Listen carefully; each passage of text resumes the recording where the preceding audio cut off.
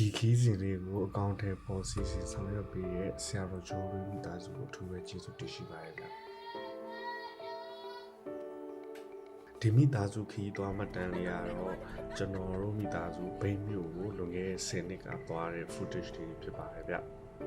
ကျွန်တော်တို့အခုကဘိန်းမြို့ကိုရောက်နေတာဖြစ်ပါတယ်အဲဒီကျွန်တော်တို့ရောက်သွားတဲ့မနက်မှာတော့အဲဒီဆိုင်တစ်ဆိုင်မှာမနက်စာလေးကျွန်တော်တို့စားကြတယ်ပြီးတော့ဒီမြို့ကနေတစ်စင်းကျွန်တော်တို့ဒီပြင်းနဲ့ကျွန်တော်တို့ဘိတ်ကျိုးစုဘက်ကိုသွားကြတာဖြစ်ပါတယ်ဗျ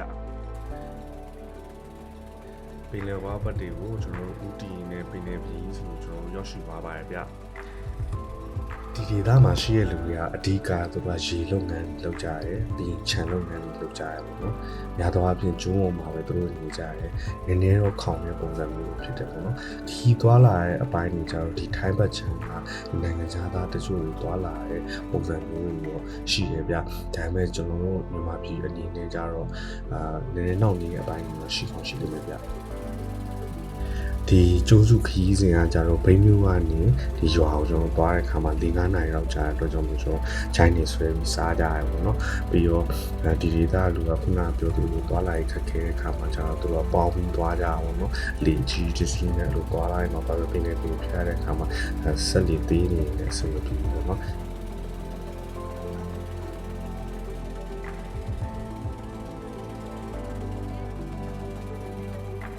ကျုံးစုဒေတာဖြစ်တဲ့အတွက်ကြောင့်မို့သူရောက်ပေါက်နေတော့တဘာဝဆန်တယ်နော်ဒါပေမဲ့ပင်လေရေစီးကြောင်းရအမိုက်တိအိုက်တယ်တော့နင်းရင်မျိုးပါတာမျိုးရရှိတယ်ဒါပေမဲ့ရေကတော့တကယ်ကြီးစိမ့်တယ်ငပလီပုံစံမျိုးဒါပေမဲ့ရေကပူတတ်တယ်လို့ပြောရမှာပေါ့နော်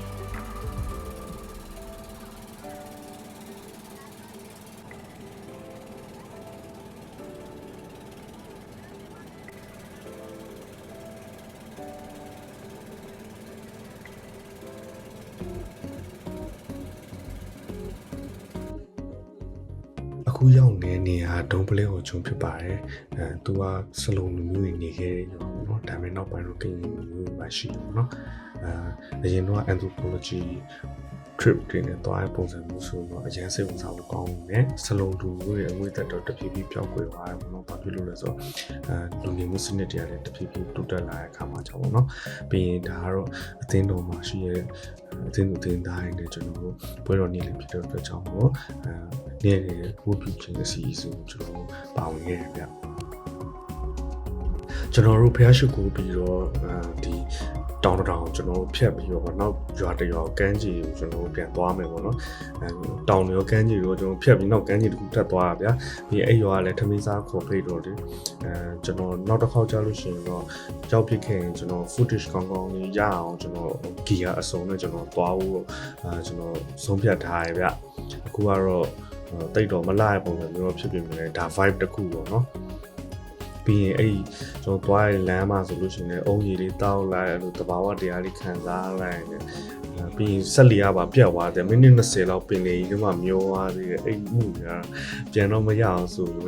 လောက်သွားတော့နည်းကြောက်တူလို့ဖြစ်တာပေါ့နော်ဒါပေမဲ့လည်းဆရာတွေကတော့ easy ပါပဲသူတို့ handle လုပ်နိုင်ဆက်လီပြန်ကောင်းသွားတော့ကျွန်တော်ရွာသွားတယ်အဲ့ဒီကျွန်တော်ရောက်သွားတဲ့ရွာမှာသူများကျူးရဲ့ပြင်းနေစားတော့ဘယ်တော့မှကျွန်တော်မေ့မှာမဟုတ်ဘူးဘာမှတော့ပြုလို့လဲဆိုမစားဘူးရဲ့ပြင်နေတာစားလိုက်ရကျွန်တော် footage တွေမှာတော့ record မလုပ်နိုင်ဘူးဒါပေမဲ့အဲ့လိုဥတဲ့တူတဲ့ခရီးလို့ပြီးချင်းကဥပါဒီကုန်းပေါ်အတီးတီးနဲ့တူတဲ့ပုံထုံးတယ်လို့ကျွန်တော်သိရတယ်အပြန်ကြီးရကြတော့တစ်ထောက်တော့ကျွန်တော်လေစီရင်နောက်တောင်းပေါ်တက်ပြီးတော့မှဒီကန်းကြီးကိုပြန်ဆင်းတဲ့အခါမှာလေရသွားလို့မရတော့ဘူးကြီးရအရင်ကြောက်သွားတယ်ကျွန်တော်ဒီရွာအောင်ကျွန်တော်နိုင်ဘက်တော့ကျွန်တော်လမ်းပြန်ရှောက်လိုက်ပါတယ်ဗျအဲ့ပင်ကြီးကြနေပင်နေပြီးမှလမ်းရှောက်တယ်ဟိုကဘဒူးမှငင်တော့အတိုင်းပဲကွာကစားနေရသလိုမိုက်တော့မိုက်ပါတယ်ဗျနောက်တရက်မှာတော့ဒုံပလေးကိုဂျွန်ကတင်းအောင်ဆရာမတွေရဲ့ဒီမင်္ဂလာတက်တန်250ပေါ့နော်ရွှေရတုခန္ဓာလေးကိုဒီရွာသားတွေကလည်းအခုဒီနိုင်အားတိုင်းပေါ့နော်သူတို့ celebrate လုပ်ကြရပေါ့နော်ဒီနေကဒလီတစ်ခုဆိုပေမဲ့ကျွန်တော်အနေနဲ့ကြတော့ကျွန်တော်ကလည်းဒီလေသမားမိသားစုကနေပဲစဉ်သက်လာတဲ့အနွယ်ဖြစ်တဲ့အတွက်ကြောင့်မို့ဒီတော်ဒလီတွေကိုဘာပကာသနာမှမရှိဘူးပဲပြောတယ်ဗျာ ဒါဟို international festival မဟုတ်ရင်တော့မှလေဒါကျွန်တော်တို့လူကြီးနေအောင်ဂုဏ်ပြုရဆိုတော့အဆင်ပြေရပြီးဒီလူနဲ့လည်းကျွန်တော်ပြန်မစုံပြတ်ဘူးလေပြီးလူတွေကလည်းအဲ့လိုဒါလုံခဲ့10နှစ်က footage ဆိုတော့လူကဘယ်လိုမှမစုံနိုင်တော့ဘူးဆိုတာသိကြပါတော့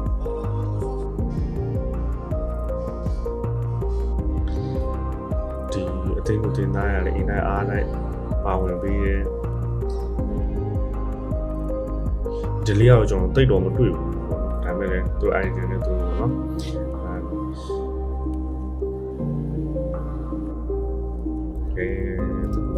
သူကတော့ကျွေးပါပြီသူကလည်းပြန်ကျွေးပါဗျာအဲ့ဆရာတော်ကကျွန်တော်ကိုယ်တိုင်ဓာတ်ပုံလေးရိုက်ပြီးပါဗီဒီယိုလေးရိုက်ပြီးပါဆို okay ဆိုကျွန်တော်ရှိရဲ့ကင်မရာလေးနဲ့ပဲကျွန်တော်ရိုက်ပြရပါတော့ဆရာတော်ကတော့ဒီချိန်မှာကျွန်တော်တက်တင်ပြန်ချတော့သူကတော့လူငယ်နှစ်တည်းကတော့ဆုံးမသွားတယ်ပေါ့နော်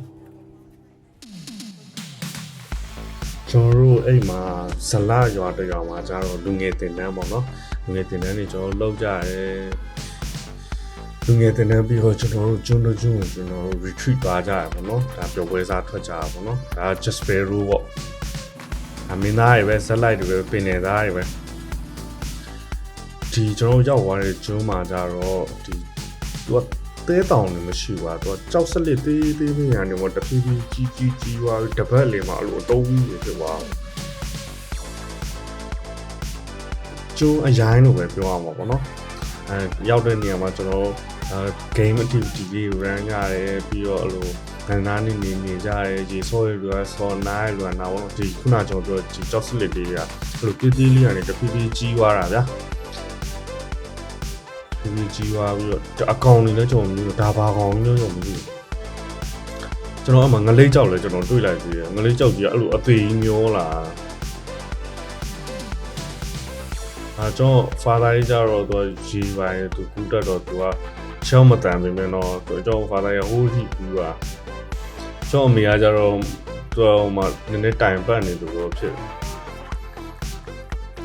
ဒါကတော့လူငယ်အချင်းချင်းစားနှောင်းနေကြပေါ့ဒီ data ကိုကျွန်တော်footage ကောင်းလေးပြန်ရအောင်ပေါ့နော်ကျွန်တော်ပြန် promote လုပ်ချင်တယ်ပေါ့ကဘာသိအောင်ပေါ့ဘာလို့လဲဆိုတော့ဒီနေရာကတကယ်ရိုက်ပြနိုင်လို့ရှိရင်ခီးသွားလာရဲ့လုပ်ငန်းတွေပေါ့နော်ပို့ပြီးတော့ထွန်းထွန်းကြဲကြဲဖြစ်ရမယ်ပြီးဒီခီးစဉ်ကိုကျွန်တော်တကယ်ဆရာကျော်လို့မိသားစုကျေးဇူးတင်တယ်ကျွန်တော်ဖေကချောင်းမတန်အောင်